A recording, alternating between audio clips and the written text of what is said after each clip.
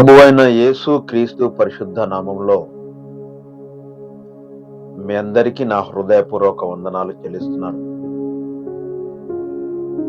ఎన్నో సంవత్సరాలు జరుగుతున్నప్పటికీ మనం ఎన్నో సంవత్సరాల నుంచి క్రైస్తవులుగా ఉన్నాం. కానీ క్రైస్తవులుగా మాత్రమే ఉన్నాం. బైబిల్ మన ఇంట్లో మాత్రమే ఉంటుంది తప్ప ఆ బైబిల్ని ఏ రోజైనా కూడా తీసి చదివిన పాపాన మనం పోలేదు.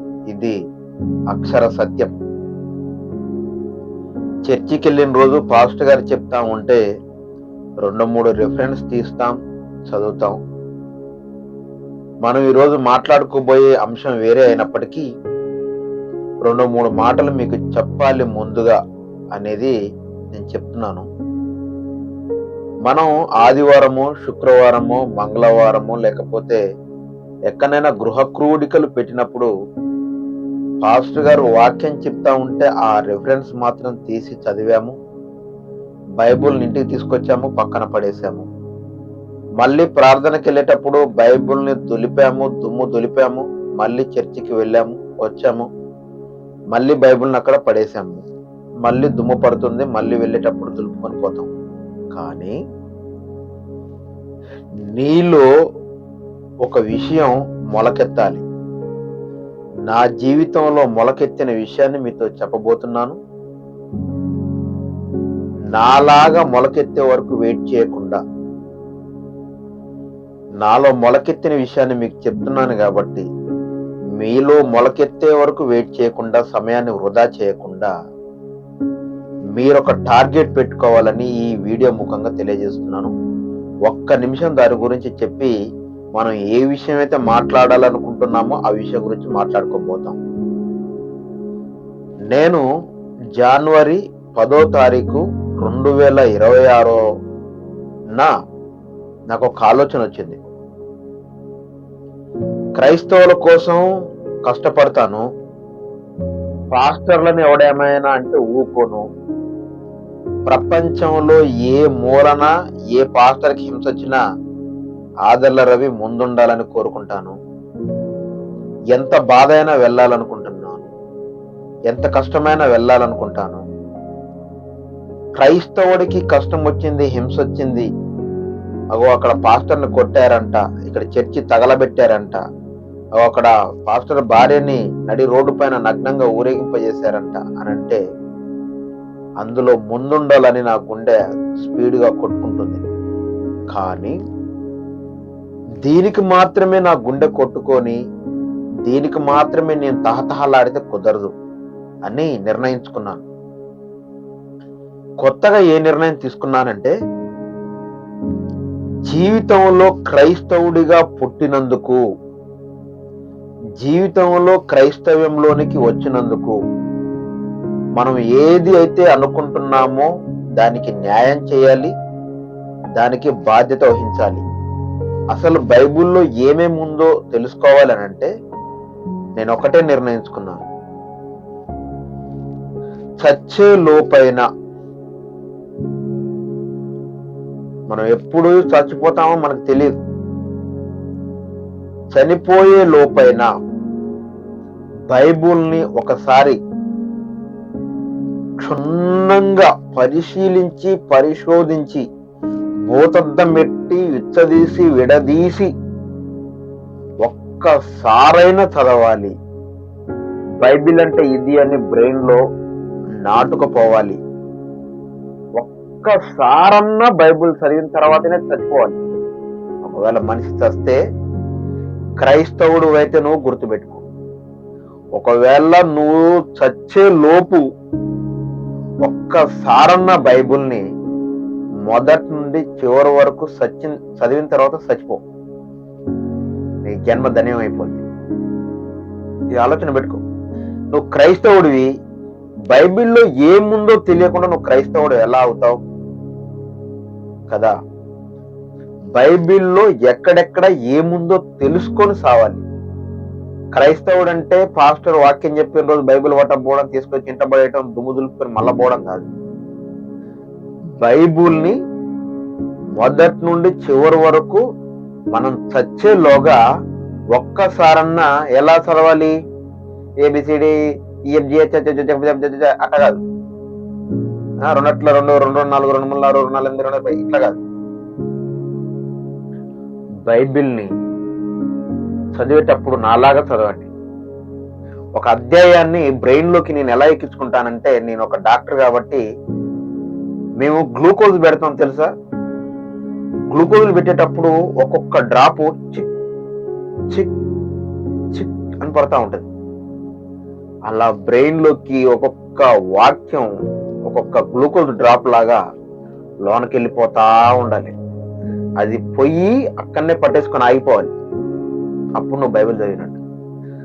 ఇక ఏదో బైబిల్ చదవన్నాడు రవణ అని, లేకపోతే బైబిల్ మొత్తం ఫినిష్ చేయాలి కాబట్టి మొత్తం నోటుకొచ్చిందల్లా చదువుకుంటా, అది బ్రెయిన్లకు ఎక్కకుండా నీ నోటితోటే చదువుకుంటా పోతే వ్యర్థం. అర్థమైందా?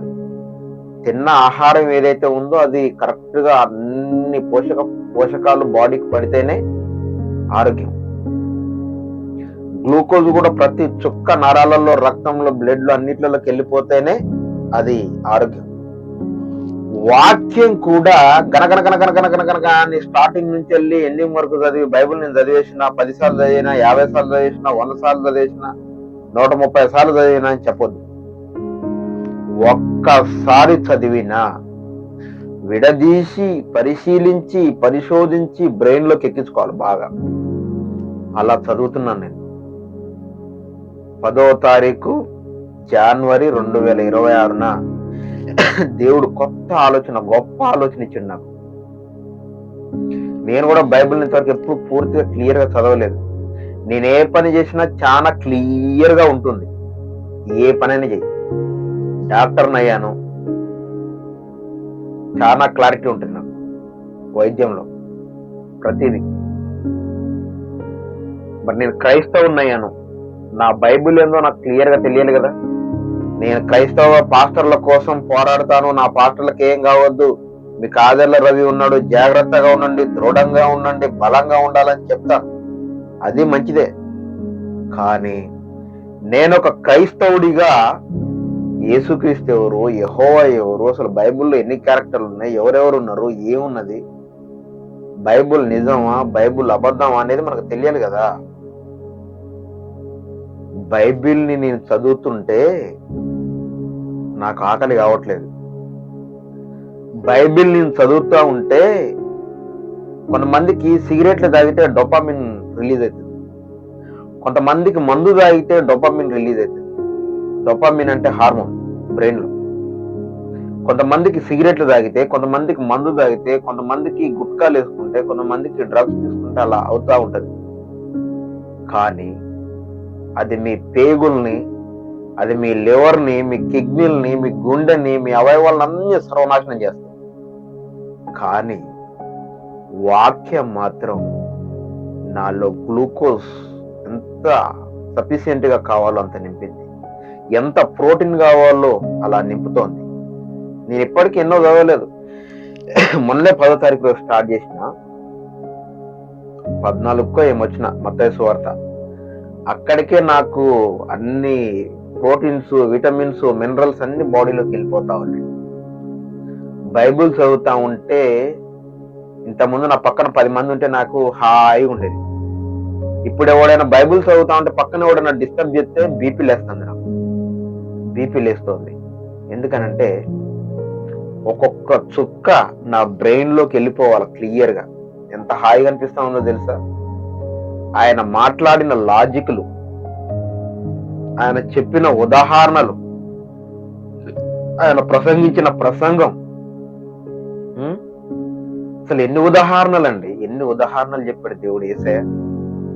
అదంతా చూస్తా ఉంటే చాలా చాలా చాలా చాలా అసలు గ్లూకోజు, ప్రోటీన్లు, విటమిన్స్, మినరల్స్ అన్ని బాడీలోకి వెళ్ళినట్టు అనిపిస్తా ఉంది. బైబుల్ చదివితే అదొక కొత్త అనుభూతి వస్తా ఉంది. నేను బైబుల్ చదివేటప్పుడు ఒక చిన్న మనసులో అనుకున్నా, నాయన చిన్నోడు చస్తా ఉన్నాడు, పెద్దోడు చస్తా ఉన్నాడు, అందరూ చస్తా ఉన్నారు, నాయన చిన్న అవకాశం ఈ నాకు, బైబుల్ పూర్తిగా చదివే వరకు నేను చచ్చిపోవద్దు. బైబుల్ పూర్తిగా చదివిన తర్వాత ఆ చదివిన జ్ఞానం ఏదైతే ఉందో ఇతరులకు బోధించడానికి నీకు నచ్చితే బతికించు, లేకపోతే నీ ఇష్టం. కానీ బైబిల్ కంప్లీట్ కాకముందే నన్ను మాత్రం సంపకు అని నేను మొక్కుకున్నా ఆయనకి. ఇది నా నిబంధన. 10వ తారీఖు జనవరి 2026న ఈ నిర్ణయం తీసుకున్నా.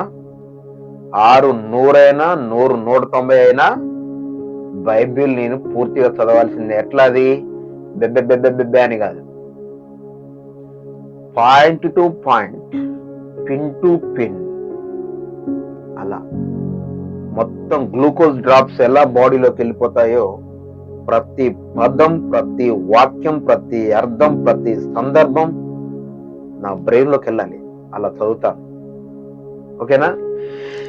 అది అయితే నాకు ఈ ప్రణవానంద దాస్, ఇప్పుడు తమ్నేల్లో పెట్టాను, ఆయన గురించి మాట్లాడతానని మీరు యూట్యూబ్ లోకి వచ్చి వీడియో చూస్తున్నారు. నాది ప్రణవానంద దాస్ అని ఆ పైన గుండు చేపించుకున్న ఆయన ఎవరైతే ఉన్నారో, ఇంకో విషయం చెప్పాలంటే మీకు, బైబుల్ చదువుతా ఉంటే నేను చదివింది 14 అధ్యాయాలు ఇప్పటివరకు, మత్తయి సువార్త, అది కూడా కంప్లీట్ కాలే. అక్కడికి ఏం నేర్చుకున్నానో తెలుసా? బైబిల్ మొత్తం చదివితే మనం ఖచ్చితంగా యేసుప్రభులాగా అయిపోతాం. బైబిల్ చదివితే ఖచ్చితంగా యేసుప్రభులాగా అవ్వాల్సిందే. ఎందుకంటే నీ సహోదరుణ్ణి మీద కోపపడొద్దు అని ఉంది. మనం ఎన్ని బూతులు మాట్లాడాం, ఎంతమందిని హింసించాం. క్రైస్తవులం అయినప్పటికీ బూతులు తిట్టాం, క్రైస్తవులం అయినప్పటికీ కోపపడ్డాం, ఎంతమందిలో హింసించాం. ఏమన్నాడు? నీ సహోదరుడి మీద కోపం కూడా పడొద్దు అన్నాడు. పడితే శిక్ష కూడా చెప్పాడు.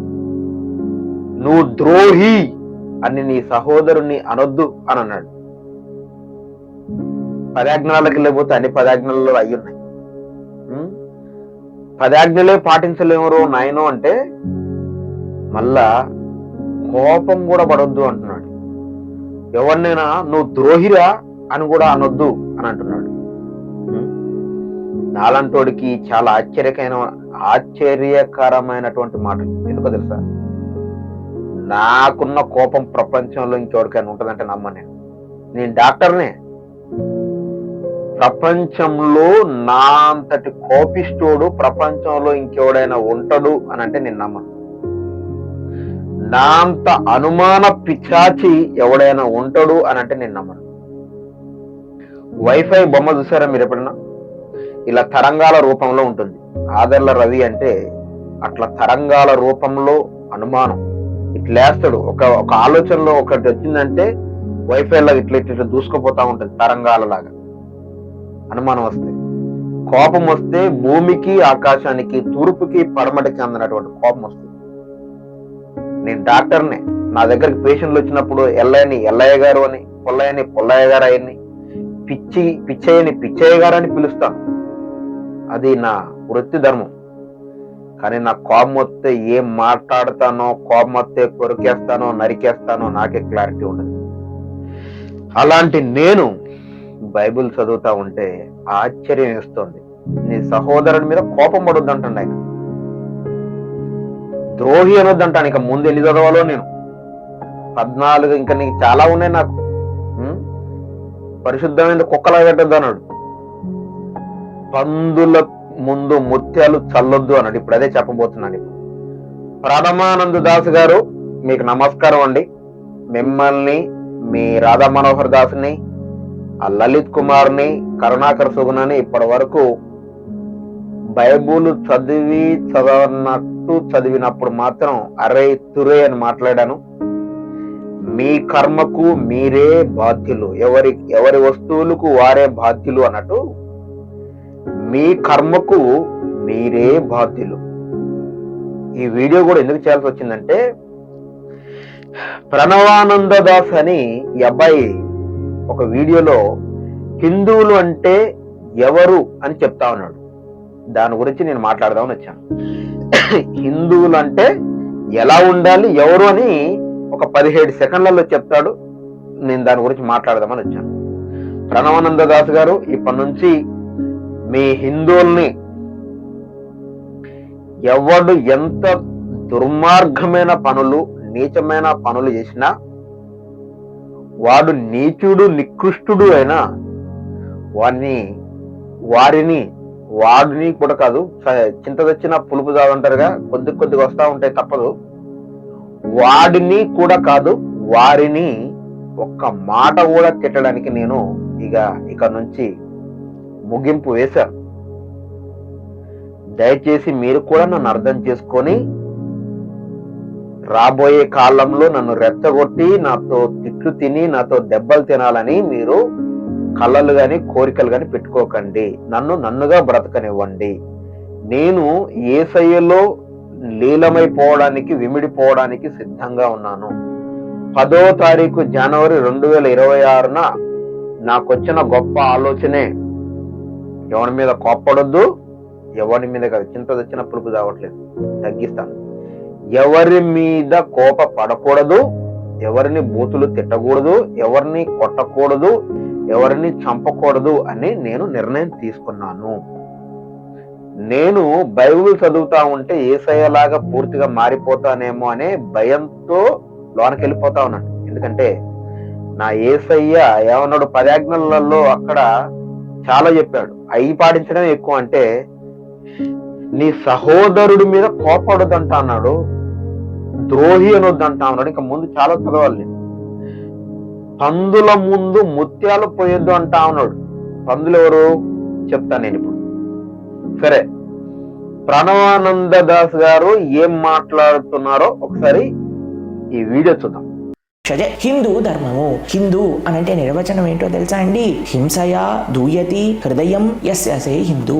ఎవరైతే తెలిసి హింస చెయ్యరు, ఏ ప్రాణిని హింసనే పెట్టాడో అటువంటి వాడే హిందూ అండి. అదే హిందూ ధర్మం అన్న, సనాతన ధర్మం అన్న. వీడియో చూశారు కదా, ప్రణవానంద దాస్ గారు ఏం మాట్లాడారో వీడియో చూశారు.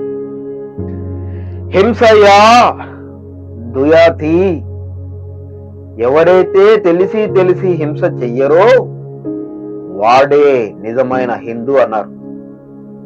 నిజమైన హిందూ ఎలా ఉండాలని చెప్తా ఉన్నాడు ప్రణవానంద దాస్ గారు. అంటే వీళ్ళంతా నిజమైన హిందువులు కాదనే కదా అర్థం. నిజమైన హిందువులు కాదు ఇవంతా. ఇప్పుడు భారతదేశంలో ఎవరైతే నివసిస్తున్నారో వీరంతా నిజమైన హిందువులు కాదు అని ప్రణవానంద దాస్ గారు మనకు చెప్తున్నారు. ఎలా చెప్తున్నారా అంటే, అసలు హిందూ అంటే ఎవరు అని చెప్తున్నారు ఆయన. హిందూ అంటే ఎవరు అని చెప్పారు ఆయన ప్రణవానంద దాస్ గారు. హింసయా దుయతి అంటే హింస ఎవడైతే చేయడో, దుయతి అంటే దాని అర్థం దుర్నీతికి గాని, అవినీతికి గాని, అక్రమానికి గాని ఎవరైతే చేయరో, ఎవరైతే ప్రేమ జాలి దయతో ఉంటారో వారు మాత్రమే హిందూ. ఎవరైతే హింస చేస్తారో వారు ఎట్టి పరిస్థితుల్లో హిందువు కాదు. అది కూడా ఎవరైతే తెలిసి హింస చేస్తారో, ఏ ప్రాణినైనా కావచ్చు, అది జంతువు అయినా కావచ్చు, పక్షి అయినా కావచ్చు, క్షీరదమైనా కావచ్చు, మనిషి అయినా కావచ్చు, ఈవెన్ చెట్టు అయినా కావచ్చు, దానికి ప్రాణం ఉంది. కాబట్టి దేనిని హింస చేయరాదు, చేస్తే వాడు హిందువే కాదు. హింసయా దుయితి, ఎవరైతే తెలిసి హింస చేయరో వాడే నిజమైన హిందూ అని ప్రణవానంద దాస్ గారు చెప్తా ఉన్నారు. అయ్యా ప్రణవానంద దాస్ గారు, మీకు నా హృదయపూర్వక నమస్కారాలు చెల్లిస్తున్నానయ్యా. మీరు హిందూ అయినప్పటికీ మనం అందరం ఆ భగవంతుడు యెహోవా దేవుడు సృజించిన మనుషులం. తర్వాత ఏర్పడ్డ ఈ మతాలు, కులాలు, భాషలు, ప్రాంతాలు. కానీ నేనేం చెప్తున్నానంటే, మీరు నమ్ముకున్న దానికి రాజ్యాంగం ప్రకారం గౌరవిస్తూ మీ హిందువుల్లో ఉన్నటువంటి చాలా మంది జంతువుల్ని, మేకల్ని, గొర్రెల్ని, కోళ్ళని, కొన్ని లక్షల కోట్ల వాటిని రోజు బలిస్తా ఉన్నారు, జంతువుల్ని హింసిస్తా ఉన్నారు. మీరేమన్నారు? హిందూ అంటే ఎవరు? హిందూ అంటే హింసయా దుయితి, ఎవరైతే తెలిసి హింస చెయ్యడో వాడే నిజమైన హిందూ అని చెప్పారు. ఎవడైతే ప్రాణం తీయడో వాడే నిజమైన హిందూ అని చెప్పారు. మరి మీ దాంట్లో కొన్ని వేల జంతువులని, లక్షల జంతువులని, కోట్ల జంతువులని హింసిస్తున్నారు, పోస్తున్నారు. మీ దేవుడైనటువంటి రాముడు, లక్ష్మణుడు, సీతమ్మ గారు మరి జంతువులను వేటాడి చంపి తిన్నారు. కోళ్ళని, పక్షుల్ని, క్షీరదాల్ని ఇప్పుడు పట్టి చంపేస్తున్నారు మీ హిందువులు. అదే కాక ఒక మనిషిని చంపుకోవడం ఏంటి? ఒక మనిషిని మతం పేరుతో ఒక మనిషిని కొట్టడం ఏంటి? ఒక మనిషిని మతం పేరుతో చంపడం ఏంటి? ఒక మనిషిని మతం పేరుతో హింసించడం ఏంటి? దానికి సంఘాలు పెట్టుకోవడం ఏంటి? దానికి ట్రస్టులు పెట్టుకోవడం ఏంటి? దానికి ఫౌండేషన్లు పెట్టుకోవడం ఏంటి? దానికి సంస్థలు పెట్టుకోవడం ఏంటి? దానికి పార్టీల పరంగా విడిపోవడం ఏంటి? మతాల పరంగా విడిపోవడం ఏంటి? భాషల పరంగా విడిపోవడం ఏంటి? ప్రాంతాల పరంగా విడిపోవడం ఏంటి? హిందూ మీకు అందరూ కావాలి, భారతదేశంలో ప్రతి ముస్లిం, ప్రతి క్రైస్తవుడు కూడా హిందువులాగా ఉంటే మీకు సంతోషం అంటున్నారు.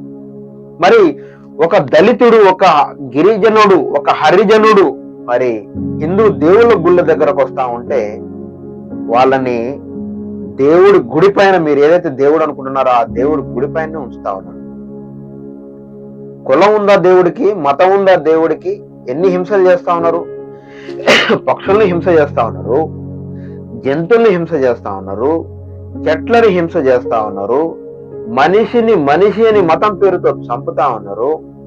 వేరే మతస్థుడు మీ ఇళ్లలోకి మత ప్రచారం కోసం వస్తే వాళ్ళకి నచ్చిన దేవుడి గురించి చెప్తా ఉంటే, ఆరాధిస్తా ఉంటే కట్టేసి కొడతా ఉన్నారు, తిడతా ఉన్నారు, చంపుతా ఉన్నారు. మరి పోనీ మీ హిందువులైనా ఉందామని మీ హిందువుల్లోకి వస్తే గుళ్ళ దగ్గరికి రానియరు. అమ్మ పెట్టదు, అడుక్క తినేయదు. అందుకే మా దేవుడైనటువంటి యేసయ్య మత్తయి సువార్త 7వ అధ్యాయం 6వ వచనంలో ఏమన్నాడంటే, పరిశుద్ధమైనది కుక్కలకు పెట్టకండి, అమూల్యమైన ముత్యాలని పందుల ముందు చల్లకండి, అవి వాటిని త్రొక్కి మిమ్మల్ని చీల్చివేయడానికి వచ్చునేమో అని చెప్పాడు. నిజంగానే పందుల ముందు మేము ముత్యాలు వేయడానికి వస్తా ఉంటే మమ్మల్ని చీల్చి చెండాలని చూసి జీవహింస చేస్తా ఉన్నారు. పాస్టర్ భార్యలను కొడతా ఉన్నారు. బట్టలు, భారతదేశం బాధ్యత గల దేశమా? స్త్రీలను గౌరవించే దేశమా? అలా అయితే మరి పాస్టర్ అమ్మలను ఎందుకు హింసిస్తా ఉన్నారు? బట్టలు ఓడదీసి నడి రోడ్డు మీద ఎందుకు హింస ఊరేగిస్తా ఉన్నారు? తప్పు కదా? చేయొచ్చాలా? భారతదేశ సాంప్రదాయం ఇదే నేర్పిందా? కాబట్టి ఎవడు భారతదేశంలో హిందూ మతాన్ని గౌరవంగా ఆచరించట్లేదు. మీ మత పెద్దలు ఎవరైతే ఉన్నారో మీరే వారిని దారిలో పెట్టాలి. మీ పీఠాధిపతులు ఎవరున్నారో మీరే వారిని దారిలో పెట్టాలని తెలియజేస్తూ, మీ కంపు మీరు ఫస్ట్ కడుక్కొని మీ కంట్లో నలుసు తీసుకొని మా యేసయ్య చెప్పినట్టు మీ కంట్లో ఉన్న దూలాన్ని మీరు తీసివేసుకొని దాన్ని పక్కకేసుకుంటే మీ కళ్ళు శుభ్రంగా కనపడతాయి. అప్పుడు ఎదుటివాని కంట్లో ఉన్నటువంటి చిన్నపాటి నలుసుని క్లారిటీగా తీయడానికి ఉపయోగపడుతుంది అని తెలియజేస్తూ, నేను మీ ఆదర్ల రవి.